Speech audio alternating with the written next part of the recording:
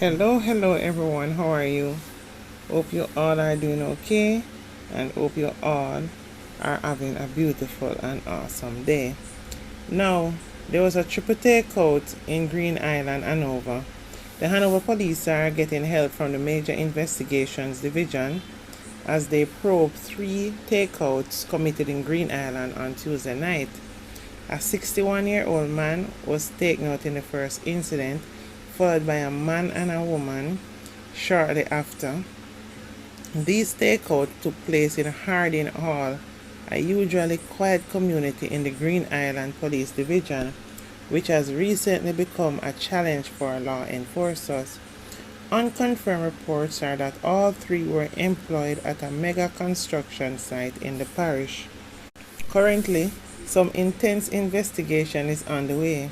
The Major Investigations Division is giving us some support where this is concerned, but our teams are investigating and seeing what we can actually analyze and get on the ground. We are also asking the citizens of Hanover to cooperate with us so as to help us solve these takeouts, said Head of Police Area 1 Assistant Commissioner Benford Miller. In the first incident, laborer Melvin Thingz Davis was taken out at his house in Harding Hall about 10:30 p.m. according to the police. Davis was at home when he was attacked by armed men who opened fire, hitting him in the upper body. Approximately 25 minutes later, a woman and a man were taken out at their house. Their relationship was not disclosed. The 2 have been identified as 45-year-old Andre Coley, otherwise called Backhoe, an electrician of Harding Hall, Green Island, Hanover, and 43-year-old Stacy Ann Williams, otherwise called Sandy, a laborer of Shettlewood in the eastern end of the parish. A police reports that around 10:55 p.m., the 2 were at home when men armed with handguns opened fire at them. From the police perspective, we cannot say now that both incidents are related, but they actually happened in close proximity to time to each other, and they actually happened in the same district, said ACP Miller.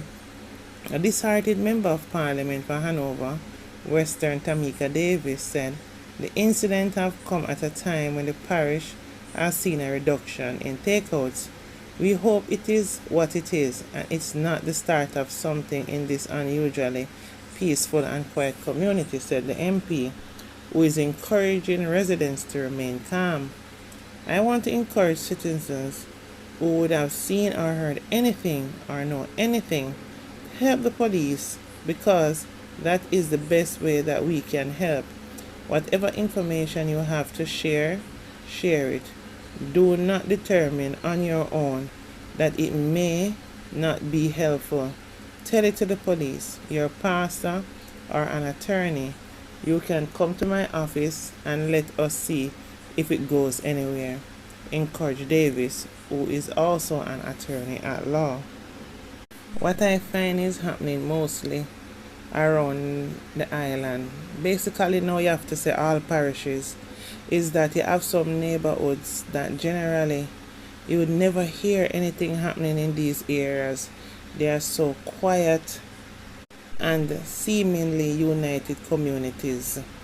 And then out of the blue, you have flare up like these, because guess what happened?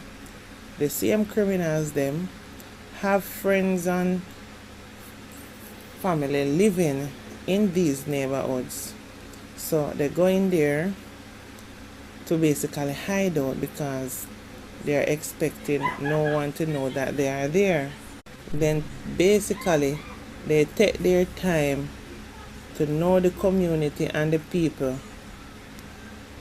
Then take time start to take over the communities because they realize that the people in these communities are laid back. Then them start bringing them little friends and say, yeah man, come here, someone over here so cool, you know. Nothing going over here, so, you know. And then them just capitalize on that. And then the criminality starts. And then in so doing, other criminals, whether they are rivals or their friends, start to come into that community, and then everything gone to hell. Because I know communities down the parish where in those areas you almost can go to your bed and leave your door open. When holiday time come and you go to spend time, it is just so surreal because it's so quiet, so calm. Then out of nowhere where you just see some little unwanted souls going through the community and you're trying to find out then who that, where them come from. All you do is hear say his family or relatives or baby father or baby mother to XYZ. And so then come in the community and then just take time come in like a snake in the night and devour the people them in the morning. How else can I say it? It is so very unfortunate. Like no community in Jamaica is immune from this kind of thing. Because all of the criminals them seeking safe heavens to run to. And when them run there, them don't try to just lay low and make it stay as how it is, Them start their own criminality in the community and just bring down the community. And at the same time, them rivals find out where them is and them in turn coming into the community. So all the innocent get caught up in all of this crap. So guys, remember Beachy Stout and his co-convict over in Portland there, that Portland businessman? Well, his co-convict Oscar Barnes, who in March was found guilty of takeout and conspiracy to take out in 2020 of McDonald's wife Tonya, have been sentenced to life in prison. The sentence was handed down in the Supreme Court on Thursday morning. Both convicts will be eligible for parole after serving 28 years and 11 months behind bars. So all Beachy Stout did, and with all his money, he and his co-conspirator both got life sentences. On the conspiracy to murder charge, Beachy Stout was sentenced to 4 years and 6 months, while Barnes received 6.5 years. Both sentences are to run concurrently. Tonya, Beachy Stout's wife, was gruesomely taken out on July the 20th, 2020, on the main road in Sherwood Forest in Portland. She was attacked viciously repeatedly. Her throat damaged. YouTube steer, you can't even say the words as how you want to say it. And the Toyota Axia motor car she was driving, along with her body, they put fire on them. McDonald, who was Tonya's husband at the time of her takeout, was arrested and charged for the takeout. Oscar Barnes was also arrested. Both arrests came after police were tipped off that Denverlin Bubler Minot could assist them greatly in their investigations into the murder. After they arrested him at his house in Portland, he confessed to his involvement, claiming that he had been contracted by McDonald for $3 million to take out his wife. However, Minot claimed that because he could not carry out the crime exactly as he was instructed on how to deal with her, he had to get someone else to do it because he knew her. He ended up subcontracting the killer to Oscar Barnes, who he said took out Tonya all by himself. Why these people heartless? You have to have a certain kind of stomach to deal with these kind of acts. I know the crazy thing about it.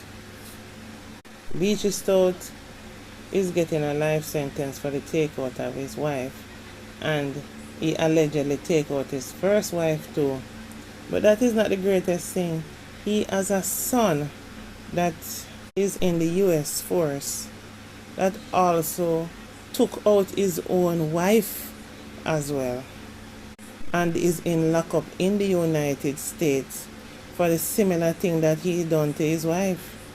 You make you wonder if it is a pattern, and maybe McDonald's son had seen something when he was younger, and it's a trend as he got older that it was okay to do this, because this was not McDonald's first rodeo on taking out a wife, and the son in the US did the same thing. There's a pattern there, something going on there that we may never know. But the long and short of it is that he is in jail for taking out his wife in Jamaica, and the son is in America for taking out his wife over there as well. Now over in Four Pass, Clarendon, a man was fatally taken out and a firearm seized by the police following an alleged confrontation in the McGilchrist Palm community in Four Pass, Clarendon on Monday. The deceased has been identified as 36-year-old Rashid Rushin Campbell of a tollgate address in the parish. One silver, one black Bursa pistol with one magazine containing 7 9mm rounds was reportedly seized. Reports are that the police, acting on intelligence, went to the community in search of criminals believed to be in possession of prohibited weapons. It is further reported that the police called out to a man who aroused their suspicion. When he opened fire at them, the lawmen returned the fire and Campbell was hit. He was taken to the hospital where he was pronounced. None of the officers were injured. I'm telling you, these criminals creep into the communities that are quiet, and no, police is not generally taking check of these communities because they're not used to criminals being there, and then they start their little criminal enterprises there.